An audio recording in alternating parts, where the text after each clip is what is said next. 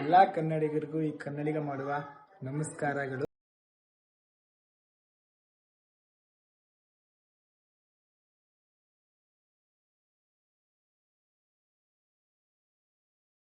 So ಇವತ್ತು ನನ್ನ ಫಸ್ಟ್ನೇ ವ್ಲಾಗ್ ಇದು.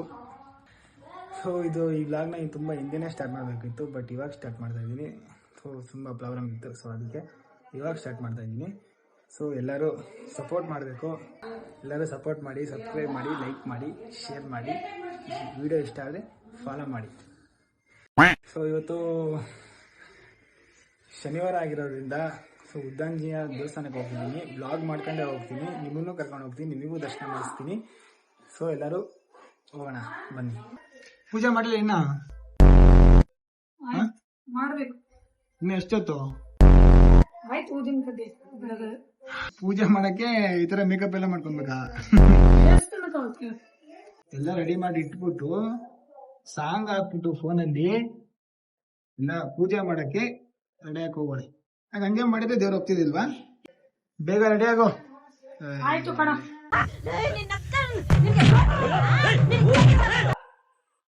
ಸೊ ಫೈನಲಿ ಬಂದಿದ್ರು ಉದ್ದಾಂಜನೇಯಕ್ಕೆ.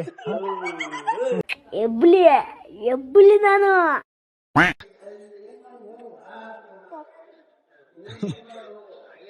ಸೊ ಒಳಗೋಗಿ ದೇವ್ರನ್ನ ಒಳಗೆ ವಿಡಿಯೋ ಮಾಡಕ್ ಬಿಡ್ತಾರೋ ಇಲ್ಲೋ ಗೊತ್ತಿಲ್ಲ, ನೋಡೋಣ. ಮಾಡ್ತೀನಿ, ಟ್ರೈ ಮಾಡ್ತೀನಿ ವಿಡಿಯೋ ಮಾಡಕ್ಕೆ.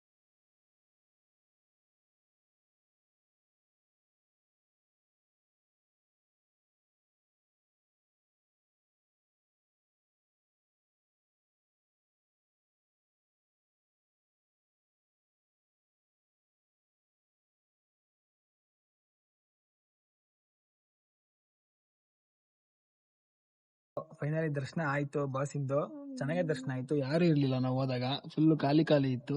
ಎಲ್ಲ ಬೆಳಗ್ಗೆನೆ ಬಂದೋಗ್ಬಿಟ್ಟಿದ್ದಾರೆ ಅನ್ಸುತ್ತೆ. ಬರ್ತಾ ಇದಾರಲ್ಲಿ ದರ್ಶನ ಹೆಂಗಾಯ್ತು? ಚೆನ್ನಾಗಾಯ್ತು ಬಾಸ್ ದರ್ಶನ.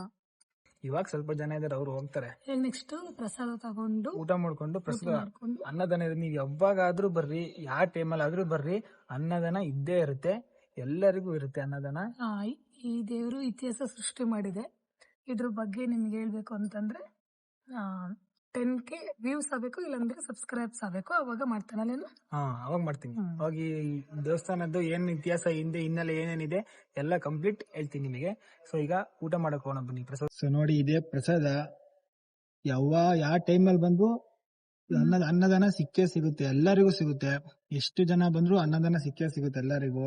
ಸೊ ನಾವು ಸ್ವಲ್ಪ ಬೇಗ ಬಂದ್ರೆ ನಮಗೆ ಪಾಯಸ ಸಿಕ್ಕಿರೋದು, ಸ್ವಲ್ಪ ಲೇಟ್ ಬಂದ್ಬಿಟ್ವಿ. ನನಗೆ ಪಾಯಸ ಸಿಕ್ಕಿಲ್ಲ, ಅನ್ನ ಸಾರ್ ಇದೆ. ಸೊ ಅಡ್ಜಸ್ಟ್ ಆಗುತ್ತೆ, ಪರವಾಗಿಲ್ಲ, ನಾವು ತಿಂತೀವಿ. ಇವಳ್ದು ಯೂಟ್ಯೂಬ್ ಚಾನಲ್ ಇದೆ, ಇವ್ರಿಗೂ ಸಬ್ಸ್ಕ್ರೈಬ್ ಮಾಡಿ ತಗೋ ಓಲಿ. ನಿಂದೆ ಮಾಡ್ಕೊ ಫಸ್ಟ್, ಆಮೇಲೆ ನಮ್ಮ ಮಾತಾಡ.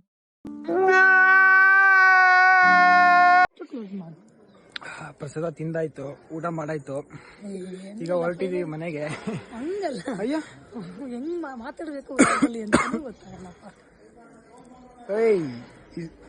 ರಿಯಾಲಿಟಿ ಕಣೆ ಇದು, ರಿಯಾಲಿಟಿ ಕಣೆ ಇದು. ನೀನ್ ಈ ತರ ಅಂತ ಬಿಕ್ಕಳ್ತಾ ಇದ್ರೆ ನನಗೆ ತಿಕ್ಕಿ ಹಿಡಿಯುತ್ತೆ. ರಿಯಾಲಿಟಿನೇ ಮಾತಾಡ್ಬೇಕು.